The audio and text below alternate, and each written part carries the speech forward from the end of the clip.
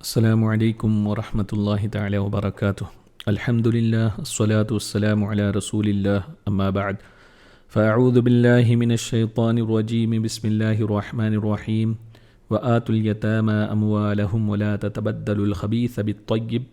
ولا تأکلوا اموالہم الی اموالکم انہ کان حوبا کبیرا صدق اللہ العظیم۔ صلی اللہ علی النبی الأمی وآلہ صلی اللہ علیہ وسلم صلاۃ و سلاما علیک یا رسول اللہ صلی اللہ تعالی علیہ وسلم۔ معزز سامعین، آج انشاءاللہ تبارک و تعالی سورہ نساء کی آیہ نمبر 2 سے شروع کریں گے۔ اللہ تعالیٰ فرماتا ہے وآتوا الیتامی اموالہم، اور یتیموں کا مال ان کو دو، ولا تتبدلوا الخبیث بالطیب، اور ستھرے کے بدلے گندا نہ لو، ولا تأکلوا اموالہم الی اموالکم، اور ان کے مال اپنے مالوں میں ملا کر نہ کھاؤ، انہ کان حوبا کبیرا، بے شک یہ بڑا گناہ ہے۔ اس آیت کریمہ میں یتیم کے تعلق سے بات چل رہی ہے کہ یتیم کا جو مال ہے اس کو استعمال کس طریقے سے کر سکتے ہیں۔ تو اس آیت کے شان نزول کے تعلق سے مفسرین لکھتے ہیں کہ غطفان کے ایک شخص کے متعلق یہ آیت کریمہ نازل ہوئی کہ اس کے پاس اس کے ایک یتیم بھتیجے کی بہت سارے مال و دولت تھی۔ جب وہ یتیم بچہ بڑا ہوا، بالغ ہوا، تو اس نے اپنا مال اپنے چچا سے طلب کیا، اس کے چچا نے دینے سے منع کیا۔ اس موقع پر یہ آیت کریمہ نازل ہوئی۔ نبی اکرم صلی اللہ تعالیٰ علیہ وسلم نے اس شخص کے سامنے اس آیت کریمہ کی تلاوت فرمائی۔ جب اس نے اس آیت کریمہ کو سنا تو اس شخص نے کہا، ہم اللہ اور اس کی رسول کی اطاعت کرتے ہیں اور بہت بڑے گناہ سے اللہ کی پناہ میں آتے ہیں، اور اس نے جو ہے اپنے بھتیجے کو سارا کا سارا مال دے دیا، اور اس لڑکے نے جو یتیم تھا اس نے اللہ کی راہ میں اس مال کو خرچ کر دیا۔ اب یتیم کا جو مال جو شخص کھاتا ہے کہ اس کے تعلق سے حدیث پاک میں آتا ہے کہ رسول اکرم صلی اللہ تعالیٰ علیہ وسلم نے ارشاد فرمایا، 7 ہلاک کرنے والی چیزوں سے بچو۔ عرض کیا گیا، یا رسول اللہ وہ کیا کیا ہیں؟ سرکار صلی اللہ علیہ وسلم نے فرمایا، اللہ کے ساتھ شرک کرنا، جادو کرنا، جس شخص کے قتل کرنے کو اللہ نے حرام کیا ہے اس کو ناحق قتل کرنا، سود کھانا، اور یتیم کا مال کھانا، جہاد سے پیٹھ پھیر کر بھاگنا، مسلمان پاک دامن بے قصور عورت پر تہمت لگانا۔ یعنی یہ 7 چیزیں ہلاک کرنے والی چیزیں ہیں۔ ان میں سے ایک یہ بھی ہے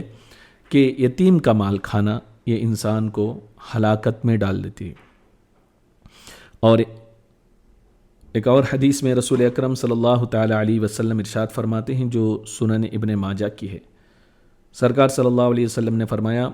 مسلمانوں کا سب سے اچھا گھر وہ ہے جس میں یتیم کے ساتھ اچھا سلوک کیا جائے، اور سب سے برا گھر وہ ہے جس میں یتیم کے ساتھ بدسلوکی کی جائے۔ یعنی یتیم اگر گھر پر رہے اور اس کے ساتھ اچھا سلوک کیا جائے تو رسول اکرم صلی اللہ علیہ وسلم کے فرمان کے مطابق وہ بہترین گھر ہے، اچھا گھر ہے۔ لیکن اگر اچھا سلوک نہ کیا جائے تو بدسلوکی کی وجہ سے جو ہے وہ برا گھر۔ رسول اکرم صلی اللہ علیہ وسلم نے فرمایا، آدمی کو چاہیے کہ اگر کوئی ان کے پاس پرورش میں یتیم کا بچہ ہو، یتیم ہو، تو یقیناً اس کا خیال رکھنا چاہیے۔ اور حدیث پاک میں یہاں تک آیا ہے کہ رسول اکرم صلی اللہ تعالیٰ علیہ وسلم سے ایک شخص نے اپنے دل کی سختی کی شکایت کی کہ میرا دل بہت سخت ہو گیا ہے، کسی بات کا مجھ پر اثر نہیں ہوتا۔ تو سرکار دو عالم صلی اللہ تعالیٰ علیہ وسلم نے اس سختی کو، دل کی سختی کو دور کرنے کے لیے جو نسخہ عنایت فرمایا وہ قابل غور ہے۔ سرکار فرماتے ہیں، یتیم کے سر پر ہاتھ پھیرا کرو اور مسکین کو کھانا کھلایا کرو۔ یعنی 2 علاج سرکار نے فرمایا، جس کا بھی دل سخت ہو، یتیم کی پرورش میں وہ لگ جائے یا یتیم کی دیکھ ریکھ کے لیے وہ مال فراہم کرے اور اس کے سر پر ہاتھ پھیرے اور مسکین کو کھانا کھلائے، ان دو باتوں سے انشاءاللہ تبارک و تعالی اس کی دل کی سختی دور ہو جائے گی۔ اس سے آگے والی آیت میں آیہ نمبر 3 میں بھی یتیم کے تعلق سے ہی گفتگو چل رہی ہے۔ اللہ تعالیٰ فرماتا ہے وَإِنْ خِفْتُمْ أَلَّا تُقْسِطُوا فِي الْيَتَامَى، اور اگر تمہیں اندیشہ ہو، خوف ہو کہ یتیم لڑکیوں میں انصاف نہ کرو گے، فَانْكِحُوا مَا طَابَ لَكُم مِّنَ النِّسَاءِ، تو نکاح میں لاؤ جو عورتیں تمہیں خوش آئیں، اچھی لگے، مثنیٰ و ثلاثہ و رباع، 2 اور 3 3 اور 4 4۔ فَإِنْ خِفْتُمْ أَلَّا تَعْدِلُوا فَوَاحِدَةً، اگر ڈر ہے کہ 2 بیویوں کو برابر انصاف سے نہ رکھ سکو گے تو ایک ہی کرو، او ما ملکت ایمانکم، یا کنیزیں جن کے تم مالک ہو، ذالک ادنی الا تعولوا، یہ اس سے زیادہ قریب ہے۔ اس آیت کریمہ میں یتیم بچیوں کے نکاح کے تعلق سے گفتگو چل رہی ہے۔ مفسرین نے کئی ایک اقوال لکھے ہیں۔ امام حسن بصری رضی اللہ تعالیٰ عنہ فرماتے ہیں کہ پہلے زمانے میں مدینے کے لوگ اپنے جو انڈر میں یتیم لڑکیاں ہوتی اور ان لڑکیوں کے پاس مال ہوتا، یعنی ان کا باپ جو انتقال کرنے سے پہلے جو جمع کیا ہوتا وہ مال ان کے پاس ہوتا، اب ان مال کی وجہ سے اسے نکاح کر لیتے ہیں، حالانکہ ان لڑکیوں کی طرف کوئی رغبت یا دلچسپی نہیں ہوتی، صرف اس مال کی وجہ سے ان یتیم لڑکیوں سے نکاح کرتے اور ان لڑکیوں کے حقوق کو بھی پورا نہ کرتے اور ان کے ساتھ اچھا سلوک بھی نہیں کرتے، اور ان کے مال کے وارث بننے کے لیے ان کے موت کا انتظار کرتے رہتے۔ تو اللہ تعالیٰ نے اس آیت کریمہ میں انہیں اس حرکت سے روکا کہ ایسا نہ کرے۔ اور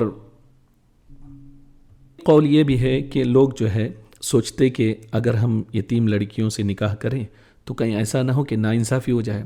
اس بات سے وہ ڈرتے تھے، لیکن اس بات سے ڈرنے کے ساتھ ساتھ دوسری عورتوں سے وہ زنا بھی کیا کرتے تھے۔ تو انہیں یہ اللہ تبارک و تعالیٰ نے یہ بات بتائی کہ تم ناانصافی کی وجہ سے یتیم لڑکیوں کی سرپرستی سے تم گریز کرنا چاہتے ہو، تو لہذا تم جو ہے زنا سے بھی جو ہے خوف کھاؤ، اس کو بھی نہ کرو۔ اور زنا سے بچنے کا طریقہ یہ ہے کہ جو عورتیں تمہارے لیے حلال ہیں ان سے نکاح کرو اور حرام کے قریب نہ جاؤ، یعنی زنا کے قریب نہ جاؤ۔ قول اس آیت کریمہ کے تعلق سے یہ بھی ہے کہ لوگ یتیموں کی سرپرستی میں تو ناانصافی کرنے سے ڈرتے تھے، لیکن نکاح کرنے میں کچھ خوف خطرہ محسوس نہیں کرتے، یعنی 2 کرتے، 3 کرتے، 4 کرتے، اور ان کے درمیان جو ہے انصاف بھی نہیں کرتے اور اس بات سے خوف بھی نہیں کرتے تھے۔ تو یہ بات انہیں بتائی گئی کہ جب زیادہ عورتیں نکاح میں ہوں تو ان کے حق میں ناانصافی سے بھی ڈرو، جیسے کہ یتیموں کے حق میں ناانصافی سے ڈرتے ہو، اور اتنی ہی عورتوں سے نکاح کرو کہ جن کے حقوق کو ادا کر سکو، یعنی ایک کے حق کو ادا کرنے کی طاقت، قوت نہیں ہے اور اتنی استطاعت نہیں ہے، اس کے ساتھ انصاف نہیں کر سکتے، تو 2 3 کرنے کا تم کیسے سوچ سکتے ہو؟ اس لیے اللہ تبارک و تعالیٰ نے فرمایا کہ فَإِنْ خِفْتُمْ أَلَّا تَعْدِلُوا، اگر تم میں یہ اندیشہ ہو کہ تم جو ہے انصاف نہیں کر سکو گے، عدل نہیں کر سکو گے، فواحدہ، تو تم پر لازم ہے، ضروری ہے کہ تم ایک نکاح کرو۔ لہذا اس آیت کریمہ میں یتیم بچیوں سے بھی حسن سلوک کا حکم دیا گیا اگر ان سے نکاح کریں،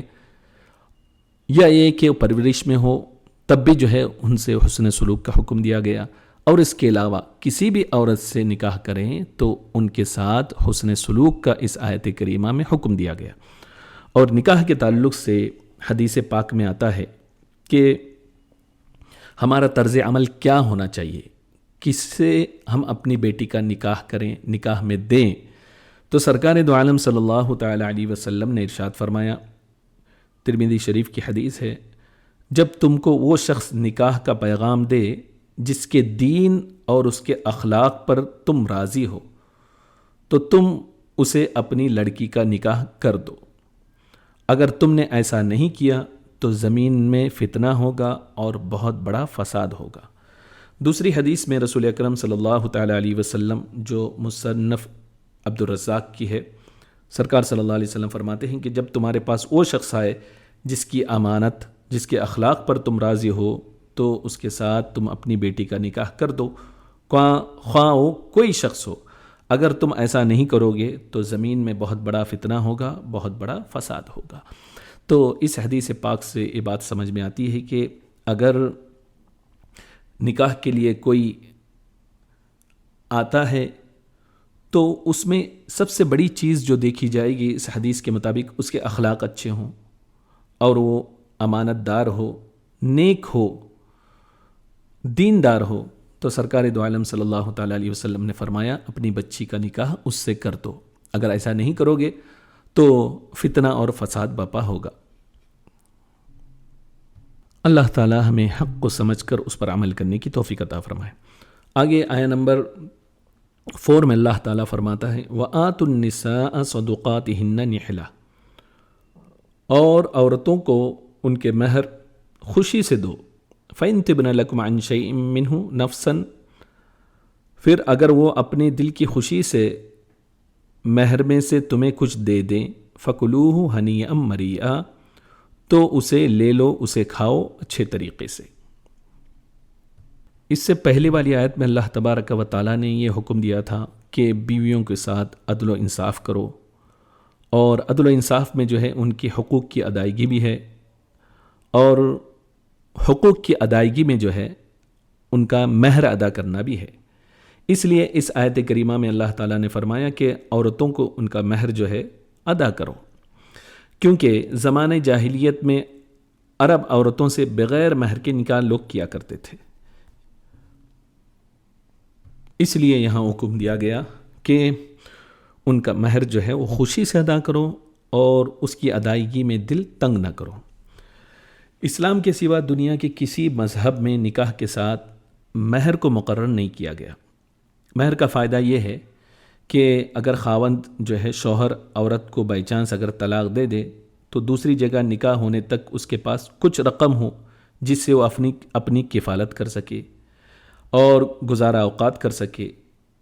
معاشی ذریعہ مقرر ہونے تک اس کے پاس اتنی رقم ہو جس سے وہ گزارا کر سکے۔ اور اسلام نے مردوں کو سخت تاکید کی تاکہ وہ عورتوں کا مہر جو ہے وہ ادا کریں، اس میں بہانے بازی نہ کریں۔ مہر کا ادا نہ کرنا اور اس میں بہانے بازی کرنا اس کی ادائیگی میں، یہ بہت بڑا گناہ ہے۔ مسند احمد کی حدیث میں ہے کہ رسول اکرم صلی اللہ تعالیٰ علیہ وسلم نے ارشاد فرمایا جس شخص نے کسی عورت کا مہر مقرر کیا